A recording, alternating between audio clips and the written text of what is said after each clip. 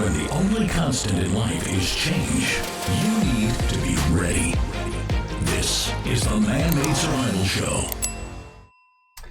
Hello everyone, welcome back to this third special on the Man-Made Survival Show. So today we're going to be talking about the US and its might, especially today that is Memorial Day. So today we are honoring all the people who have died to protect the Constitution in this land, to keep it free from enemies, foreign and domestic.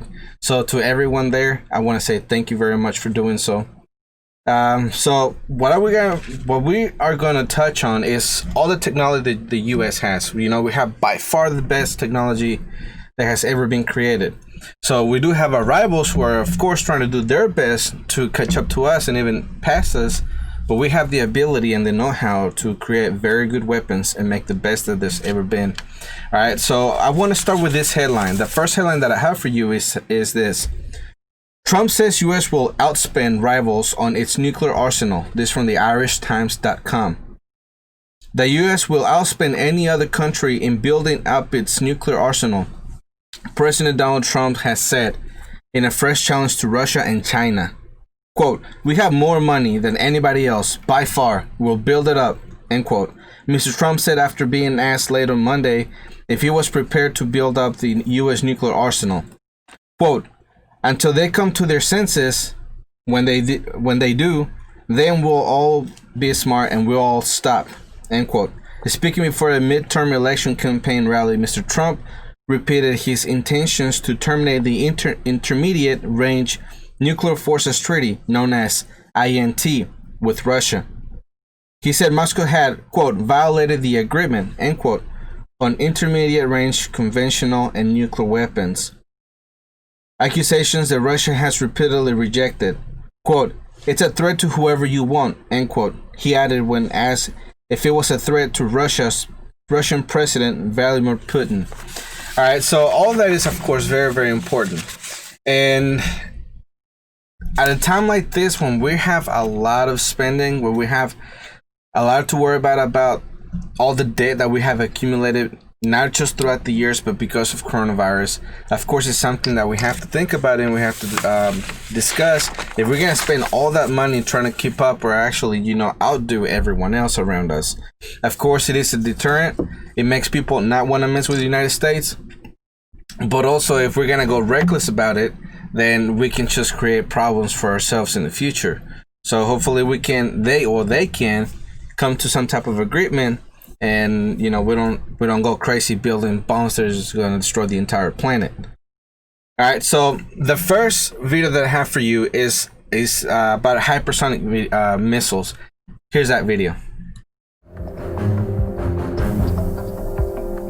The U.S. Army and the U.S. Navy, in cooperation with the Missile Defense Agency, have conducted their first joint test launch of a new hypersonic warhead in the Pacific. The two services plan to eventually deploy this common hypersonic boost glide vehicle on top of land-based and submarine-launched missiles, respectively. A launch took place at the Pacific Missile Range facility in Kauai, Hawaii at approximately 10:30 p.m. local time on March 19th. A ground-launched rocket booster propelled the Common Hypersonic Glide Body Vehicle, or CHGB, to the desired speed and altitude, after which it flew at hypersonic speed to a designated impact point, according to a Pentagon statement. The announcement did not say how fast the vehicle flew or how far, but hypersonic speed is defined as being above Mach 5, and the Pentagon said that the new weapons could enable the Army and the Navy to quickly strike targets hundreds and even thousands of miles away. This test was a critical step in rapidly delivering operational hypersonic capabilities to our warfighters in support of the National Defense Strategy. U.S. Army Lieutenant General Neil Thurgood, the Director of Hypersonics, Directed Energy, Space, and Rapid Acquisition, which is leading the Army's portion of the program, said in a statement, "We successfully executed a mission consistent with how we can apply this capability in the future.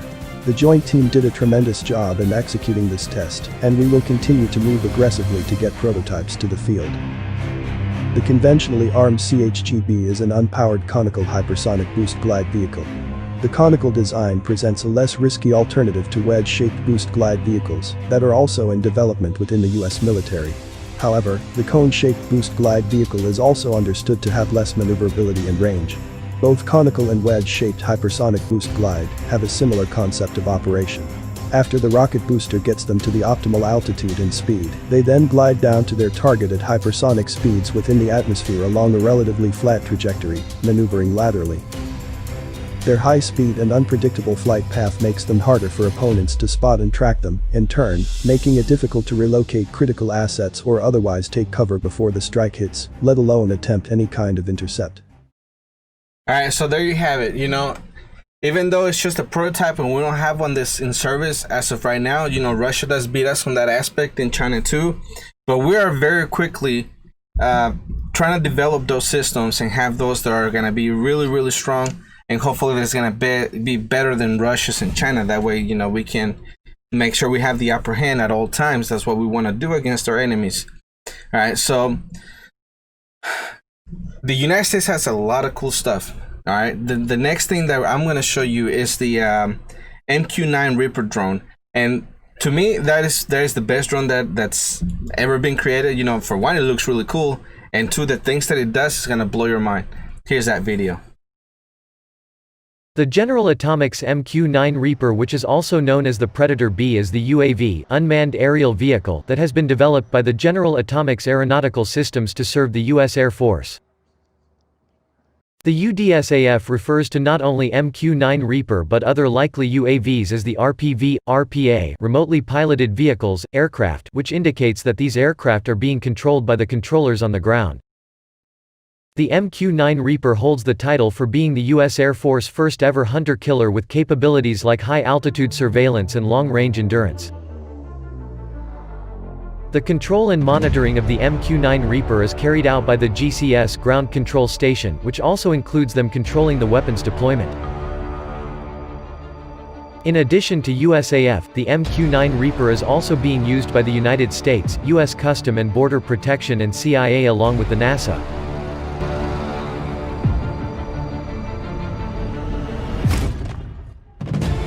According to an estimate, U.S. Air Force currently operates nearly 195 of these MQ9 Reapers, and they have plans to keep this UAV until the 2030s. An MQ9 Reaper is powered by a single Honeywell TPE 331-10 GD turboprop engine which creates a thrust of 900 St. Helena pounds. This much power allows the Reaper to fly at a cruising speed of 230 miles per hour for a range of 1,150 miles at an altitude of 50,000 feet. The aircraft is complete with weapons: AGM-114 Hellfire missiles, GBU-12 Paveway 2, GBU-38 Joint Direct Attack munitions.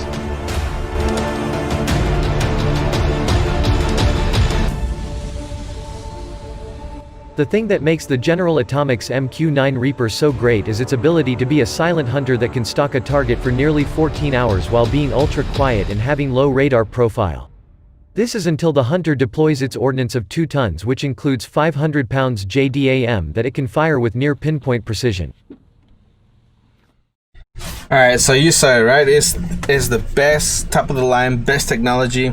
I mean, our military budget is very large. It's over $700 billion each year.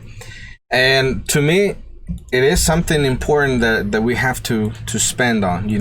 I would rather our soldiers and our family members not go overseas and meddle in other people's stuff, but they need the best technology possible so we can make sure that they do come back home. All right, so at least on that aspect, it doesn't really bother me that the budget is that large. But anyways, we do have to keep an eye on our spending. So that MQ9 Reaper drone, to me, it looks really cool. We've used it to get rid of terrorists in the past. We've used it for a lot of missions. That if something happens to where the drone is brought down, like it happened in Iran, at least no one dies. None of the soldiers die. They are someone is driving it from very far away. So that's the upside of having something like that. All right. So the next thing that I have is our ICBM, which is the Minuteman 3. All right, you're gonna see all the specs and all the cool things that it does, and that's one of the things that Russia, China, and a lot of people around the world fear the most, because our ICBMs are top notch. Here's that video. The LGM-30 Minuteman is a U.S. land-based intercontinental ballistic missile, in service with the U.S. Air Force Global Strike Command. The L in LGM is the Department of Defense designation for silo-launched. G means surface attack, M stands for guided missile, the 30 stands for the Minuteman series of missile, and the G after 30 is the current Minuteman 3. As of 2017, the LGM-30G Minuteman 3 version is the only land-based intercontinental ballistic missile in service in the United States. The LGM-30G Minuteman 3 program started in 1966 and included several improvements over the previous versions. It was first deployed in 1970. Most modifications related to final stage and re-entry system. The final stage was improved with a new fluid-injected motor, giving finer control than the previous 4-nozzle system. Performance improvements realized in Minuteman 3 included increased flexibility in re-entry vehicle and penetration aids deployment, increased survivability after a nuclear attack, and increased payload capacity. The missile retains a gimbaled inertial guidance system. Minuteman 3 originally contained the following distinguishing features. Armed with W62 warhead having a yield of only 170 kilotons TNT instead of previous W56's yield of 1.2 megatons. It was the first multiple independently targetable re-entry vehicles missile. A single missile was then able to target 3 separate locations. This was an improvement from the Minuteman 1 and Minuteman 2 models, which were only able to carry 1 large warhead. Minuteman 3 introduced in the post-boost stage an additional liquid fuel propulsion rocket system engine that is used to slightly adjust the trajectory. This enables it to dispense decoys or, with multiple independently targetable re-entry vehicles, dispense individual re-entry vehicles to separate targets. For the propulsion system rocket engine, it uses the bipropellant Rocketdyne Re-entry System 14 engine. Missiles are dispersed in hardened silos to protect against attack and connected to an underground launch control center through a system of hardened cables. Launch crews consisting of 2 officers perform around-the-clock alert in the launch control center. A variety of communication systems provide the President and Secretary of Defense with a highly reliable, virtually instantaneous direct contact with each launch crew. Should command capability be lost between the Launch Control Center and remote missile launch facilities, specifically configured E-6B Airborne Launch Control Center aircraft automatically assume command and control of the isolated missile or missiles. Fully qualified airborne missile combat crews aboard Airborne Launch Control Center aircraft would execute the President's orders. The existing Minuteman 3 missiles have been further improved over the decades in service, with more than $7 billion spent in the last decade to upgrade the 450 missiles. Specifications: weight 32,158 kilograms, length 18 meters, diameter 1.67 meters, warhead nuclear, W78 or W87. Operational range approximately 13,000 kilometers, exact as classified. Flight altitude 1,120 kilometers. Speed approximately 1 kilometers an hour. Unit cost $7 million. See, that's what we're the best. You know, we have the best technology. That missile, that ICBM is something that Russia is afraid of, that the Chinese are afraid of, and all our other enemies are afraid of. That's why we have been able to have peace throughout the world, and we have been able to maintain the freedoms that we enjoy in the United States. Now, the next thing that I have for you is a video for the F-22 Raptor. Now, to me, that's the best looking airplane that has ever been created. You know, Russia and China are just now starting to catch up to that technology, and I'm pretty sure that in the near future we'll have the next generation, which of course is going to leave them in the dust again. And we've had the F-22 for a while now, for a long time, and that's why we've been dominating the skies wherever the F-22 Raptor has been flown. So I'm going to show you the video. Here it is. Meet the F-22 Raptor. It's the most dangerous combat plane in the world. Designed for both air-to-air and air-to-ground conflict. Its first flight was in 1997. 20 years later, the jet fighter's prowess is unmatched. The F-22 is renowned for its radar-evading technology and superior maneuverability. It features a titanium composite airframe, clipped delta wings, 18,000-pound fuel capacity, 1,600 nautical mile range, 44 feet 6-inch wingspan, 62 feet 1 inch in length, weighs 43,340 pounds. Estimated cost per plane, $143 million. Its curved edges scatter radar beams in different directions. Horizontal tail fins enhance the F-22's signature maneuverability. Its afterburning turbofan engines produce more thrust than any current fighter engine. The F-22 is the best in the game, but it's still not perfect. Major updates are planned to modernize the aircraft and keep it a competitive stealth fighter into the 2060s. New radar, weapons, and cybersecurity technology are being engineered into the design. The upgraded F-22s will be capable of countering threats from growing Chinese and Russian fleets. Capabilities of emerging Chinese and Russian stealth fighters are not fully known.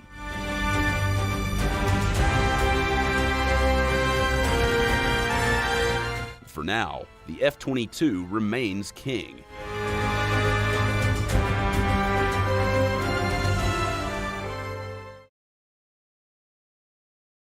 So like I said a minute ago, we need the best things for our soldiers so we can make sure that they come back home in one piece. And the F-22 Raptor is one of those things that they really need in order to have a successful mission and be able to come back home. And of course, there's no other airplane out there that compares to the F-22. And I'm sure that, as years go by and technology gets better, we're going to get another airplane. And even though they're kind of pricey, they are worth to keep the peace here in the United States. All right, so the next thing that I have is the EMP. So as I've shown in the past, EMP weapons are very devastating, right? China has them, Russia has them, Iran has them, North Korea has them, and of course we have it too. So the EMP is something very important that we need to have in our arsenal, because if we don't have it and other countries do, they're gonna feel like they have an upper hand over us, which of course they do not, because we have this one as well. And if they try to do an EMP over us, we can very easily do an EMP over them, and the same effects that we have in the United States that we have over them, because they also depend on technology, they also depend on food chain supply, they also depend on the comforts of modern society as we do. So that's why it would be important for us to have this technology as well, so they know that it's something that can be used against them, and it's a deterrent for, and it keeps the peace all throughout the world. So here's the next video that I have for you. There it is. Some of the weapons the military gets to play with these days are straight out of science fiction. Things like railguns and laser cannons. Well, now you can add one more to the list, the electromagnetic pulse device, or CHAMP. Here's how it works. If you can focus enough energy on a target, you can fry any electrical system in use, whether it's computers or the wiring for lights. Electromagnetic pulse phenomena, or EMP, was first observed during the testing of nuclear weapons. But fortunately, the CHAMP device doesn't require a nuclear explosion, or any explosion at all. Like they said in Ocean's 11, where they used one to rob a casino, it's like a bomb, but without the bomb. So, when does it go into service? Well, according to the Air Force, it's already deployed, along with the LAWS laser system and that long-distance heat ray thing. All right, so like I said, it's a very important weapon that we need to have in our arsenal, and we do. So that'll keep people in check, as far as trying to do anything against the United States. All right, so out of all of this, we have good defense, we have a good offense, we have very good toys, that we use. We have the best technology and everything. So what are we doing as far as defense? And what we have is the Patriot defense system, and it's the best in the world, right? When Turkey and Russia were having a problem a few months ago, Turkey turned right away to the United States and asked us to put the Patriot system out there against Russia, right? Because they know how good it is, how effective it is, and the same thing with Russia. Like whenever we have those systems out throughout Europe and those things, of course it makes Russia angry because they know how good the system is. All right. So the next video that I'm going to show you, it talks about how it operates. Here's that video. In a typical scenario, multiple Patriot fire units would be deployed to provide overlapping coverage. First, the radar electronically scans the skies with close attention to the horizon, searching the entire volume with overlapping pencil beams. Two targets are detected: a tactical ballistic missile coming in over the horizon and a low-flying cruise missile. When the targets are detected, the radar communicates with the computer in the control station and immediately schedules more frequent beams to the target in order to confirm and establish tracking. The tracking data is passed to the Information Coordination Central, or ICC, for correlation and validation. Targets can be tracked manually or automatically if so desired by the operator. However, the operator always maintains override capability, able to change designation from hostile to friendly. If and when appropriate, the system or the operator will engage the hostile target. An Engagement Decision Weapon Assignment, or EDWA, is made, and the now determined hostile target is assigned to the optimally located fire unit. The engagement sequence then continues at the Fire Unit Engagement Control Station level. During the engagement, the system computer determines the optimum moment for launch, transmits an initial heading instruction to the PAC-3 missiles, then gives the command to the launcher to fire. Per current operational doctrine, 2 PAC-3 missiles are fired at each TBM target to maximize the single engagement probability, ensuring protection of the high-value asset. The missile flies via inertial guidance to an intercept point specified prior to launch by its ground-based fire solution computer, which is embedded in the engagement control station. Shortly before arrival at the intercept point, the Ka-band seeker on the PAC-3 missile acquires the target. An optimal aim point is selected, and terminal guidance is initiated. The combination of a precise seeker and an agile airframe enables the PAC-3 missile to achieve hit-to-kill intercept of the target. Direct body-to-body contact of the missile and the target creates very high energy, which facilitates destruction against advanced theater ballistic missiles, cruise missiles, and hostile aircraft. Most importantly, it destroys weapons of mass destruction carried by the warheads. Once the battle manager has determined that the threat target has been defeated, any remaining PAC-3 missiles in the air are issued a command to self-destruct. Alright, so you saw, it's the best defense system in the world, by far. Anyone that has ever been developed. All our NATO members, they want it, they have it. Our allies have it.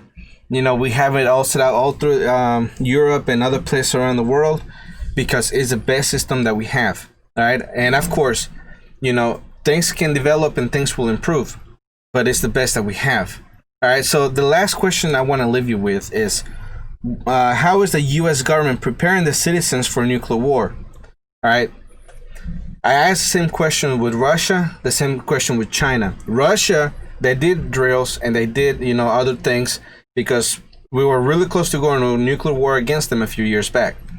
China, since we had the problem with North Korea, they kind of gave out a little bit of information, which wasn't really much. Russia did a better job than China did.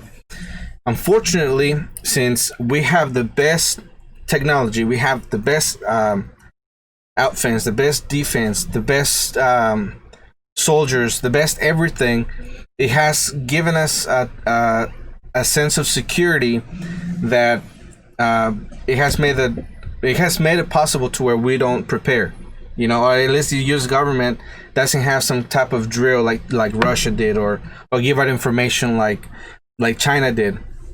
Since we depend so much that our military is so good, we've made that mistake there, because if we ever have nuclear war, and we will have at some point, and one of those nukes get through our systems and we do get nuked, then people will not know what to do and stuff like that. So even though the U.S. government is not doing anything to prepare the people, that is why it's important for channels like this one, like mine, that exist, that teach you how to do things, with preparedness and why you should prepare, why you should have food and water and filters and all those things, to look at the things that are going on around the world right now, which are man-made, whether are man-made or natural, and you prepare for those things, and you will know what to do if anything like that ever happens. And Of course, we're talking about technology in the military right now, and it's what keeps us safe. But if that was ever to fail or to have a hole poked through it, then you will know what to do to defend the homeland. All right, and of course, we have to remember we have to protect the Constitution. We have to protect this country and keep it free.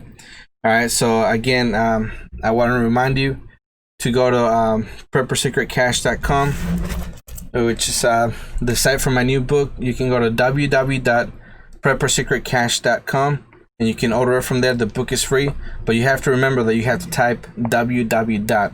with the title in order to be able to access the website. All right, so the book is free. All we need your help with is the shipping, and the book talks about nuclear war and the things that you can do in order to be prepared. So anyways, my name is Jose Prado, and remember, always ready. The Man-Made Survival Show.